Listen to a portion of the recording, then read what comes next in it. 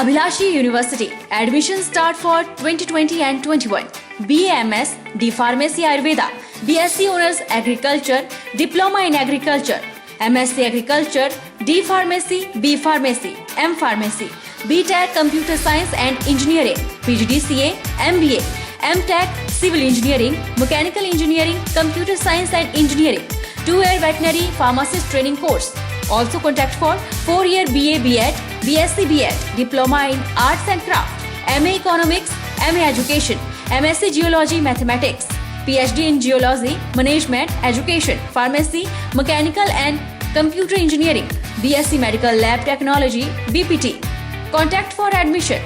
Abhilashi University, Chalchawk, District Mandi, Himachal Pradesh.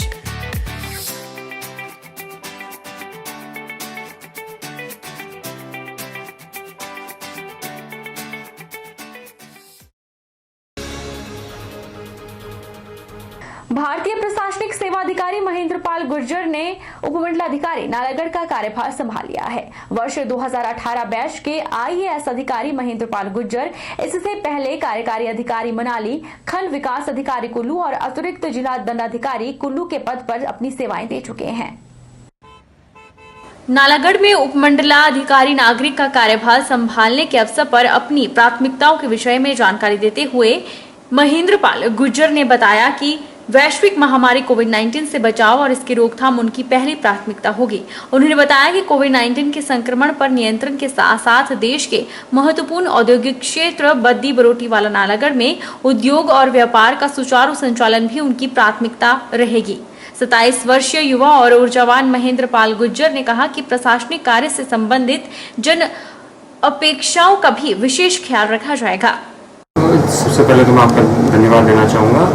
जैसे कि आप सबको पता है कि भारत जो पूरा देश ही कोविड महामारी से जूझ रहा है, तो अभी हमारी पहली प्राथमिकता है वो है इस केसेस को, जो संक्रमण है उसको अधिक फैलने से रोकना, और साथ ही साथ हमारी प्राथमिकता ये भी रहेगी कि जो इंडस्ट्रियल एरिया है वहाँ पर लोगों की रोजगार का नुकसान ना हो या अर्थव्यवस्था का है वो नुकसान ना हो। तो इन दोनों के बीच में एक सामंजस्य बिठाने की कोशिश हमारी रहेगी और यही प्रयास रहेगा कि संक्रमण को भी रोक पाएँ और साथ ही हमारी निर्बाध रूप से हमारा जो इंडस्ट्रीज है वो भी चलती रहे। जोगिंदरनगर के विधायक प्रकाश राणा ने मंगलवार को जोगिंदरनगर विश्राम गृह और चौंतड़ा में अपनी मासिक बैठक का आयोजन किया। बैठक में उन्होंने कहा कि क्षेत्र की जनता की समस्याओं को हल करने के लिए इस बैठक का आयोजन हर महीने 2 दिन किया जा रहा है। साथ ही विधायक प्रकाश राणा ने कहा कि वे राजनीति में नहीं आना चाहते थे, लेकिन उनके पिताजी चाहते थे कि वे जनता की सेवा करें। विधायक प्रकाश राणा का कहना है कि वेतन और भत्ते के लिए विधायक नहीं बने हैं, बल्कि जनता की सेवा में ही अपना हित समझते हैं। को चूज किया। मैं तो पहले ही कहता हूं कि मैं राजनीति में नहीं आना चाहता था, लेकिन ईश्वर का ऐसा आदेश हुआ कि मुझे आना पड़ा। मेरी सोच नहीं थी पहले से। अगर मेरी सोच होती तो मैं शुरू से इसमें ट्राई करता। ये पिताजी का एक मुझे वादा था, मैं उसको निभाने आया। और आप लोगों ने मेरे छोटे से, मैं तो एक ये दिखाना चाहता था कि पिताजी ने जो मुझे एक जिम्मेदारी दी थी, मैं जीतूं या हारूं, लेकिन मैं उसको निभाऊंगा, ताकि मेरे ऊपर कोई पिताजी का ऐसा कर्ज ना रह जाए, क्योंकि मैंने हाँ की थी। महिला थाना जिला पुलिस बद्दी में 8 वर्षीय नाबालिग बेटी के साथ बलात्कार करने के आरोप में उसके पिता को गिरफ्तार किया है।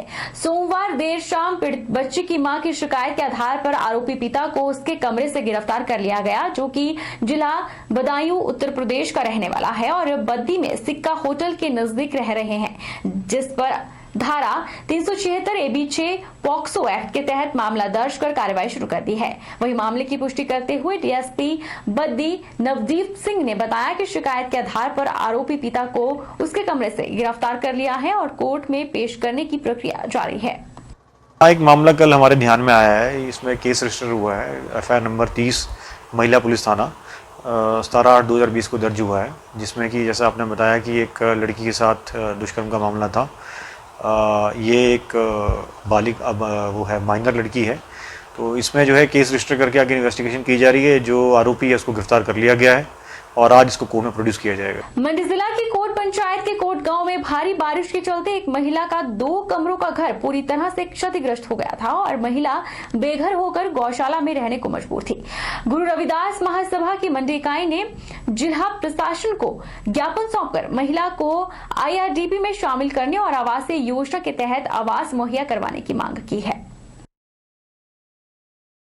हिमाचल प्रदेश से गुरु रविदास महासभा की मंडी जिला अध्यक्ष ने जानकारी देते हुए बताया कि हिमी देवी कोट पंचायत के कोट गांव की रहने वाली है और 15 अगस्त की रात को हुई भारी बारिश के चलते इस महिला का 2 कमरों का घर पूरी तरह से क्षतिग्रस्त हो गया और महिला बेघर होकर गौशाला में रहने को मजबूर है। पिछले 2-3 दिन से यह महिला गौशाला में अपना जीवन बिता रही है। गुरु रविदास महासभा ने मंडी जिला प्रशासन से मांग की है कि हिम्मी देवी को आवासीय योजना के तहत आवास मुहैया करवाया जाए और IRDP की सूची में शामिल किया जाए ताकि इस बेसहारा महिला को सरकार द्वारा चलाई जा रही योजनाओं का लाभ मिल सके।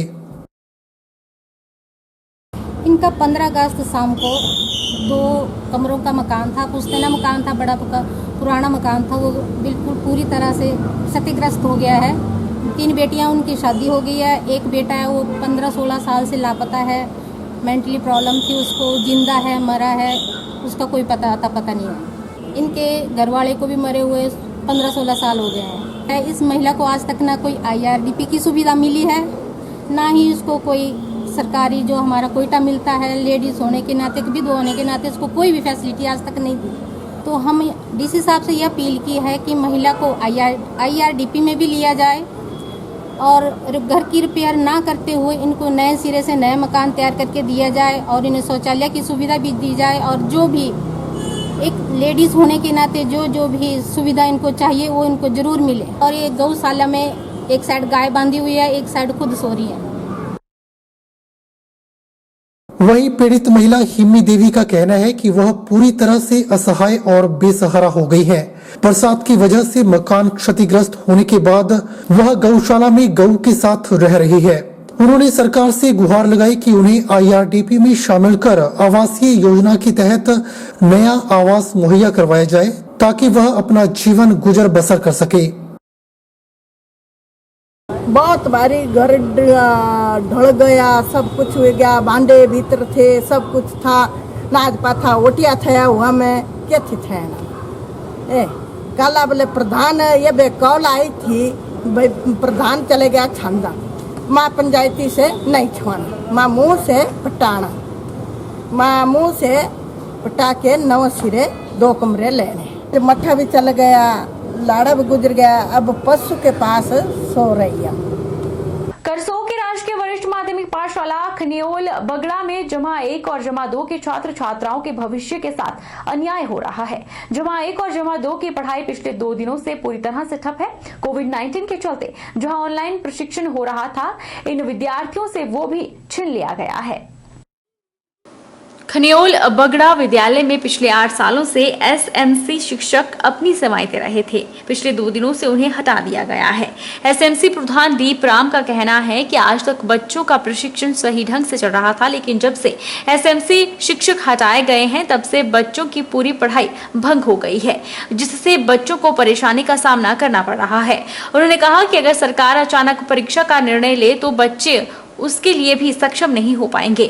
SMC प्रधान ने सरकार से निवेदन किया है कि अध्यापकों को फिर से बच्चों को पढ़ाने का जिम्मा सौंपा जाए। कि जो हमारी ऑनलाइन पढ़ाई थी वो प्रभावित हो चुकी है और ना ही 2 दिनों से कोई कार्य मिल रहा है और ना ही जो है किसी प्रकार की दूसरी पढ़ाई चल रही है। और इसके साथ साथ जो है अभी हमें जानकारी मिली है कि कुछ जो है इन SMC शिक्षकों को हटा दिया गया है और जो है बहुत ही गलत बात है। तो इसके साथ जो 2012 में हमारे जो SMC शिक्षक नियुक्त किए गए थे, इनका बहुत ही सराहनीय कार्य रहा है जो कि आज तक निरंतर लगातार चला हुआ है। हालांकि यहाँ तक कि इनके जो है हर साल जो है अच्छा रिजल्ट आता है। हालांकि 7, 8 या 9, 10 के करीब जो हमारे लैपटॉप जो है +2 कक्षा में आते रहे हैं। पर्यटन नगरी मनाली, जिसे पर्यटकों की पसंदीदा जगहों में से एक माना जाता है, इन दिनों पर्यटकों के बिना सूनी पड़ी है। मनाली में पिछले 5 महीनों से कोरोना वायरस के कारण ठप पड़े पर्यटन कारोबार का असर यहाँ के लोगों पर साफ देखा जा रहा है। पर्यटन कारोबार से जुड़े कारोबारियों का कहना है कि उनका व्यवसाय पर्यटकों पर ही निर्भर है। ऐसे में इस वर्ष कोरोना के चलते पर्यटक न आने से उनके व्यवसाय पर खासा असर पड़ा है। देखिए, जैसा कि सबको मालूम है, मनाली में 95% लोग टूरिज्म पे डिपेंड है, ये सब जानते हैं। और 5 महीने से जैसे जो यथास्थिति बनी हुई है पर्यटकों को लेकर, और जो भी हम इस महामारी के दौर में देख रहे हैं, तो बहुत ज्यादा काफी फर्क पड़ चुका है लोगों को। लोगों के व्यवसाय को काफी फर्क पड़ा है। मॉनिटोरियम भी चलो बैंक की तरफ से या सरकार की तरफ से बड़ा है, लेकिन अगर यही यथास्थिति ऐसी ही रहती है और टूरिस्ट अगर नहीं मनाली पहुंच पा रहा है, जैसे अभी बिल्कुल भी कोई ज्यादा रिस्पांस नहीं है इस समय, तो आने वाला समय जो है ज्यादा दिक्कत दे सकता है लोगों को जिन्होंने काफी लोन्स भी लिए हैं।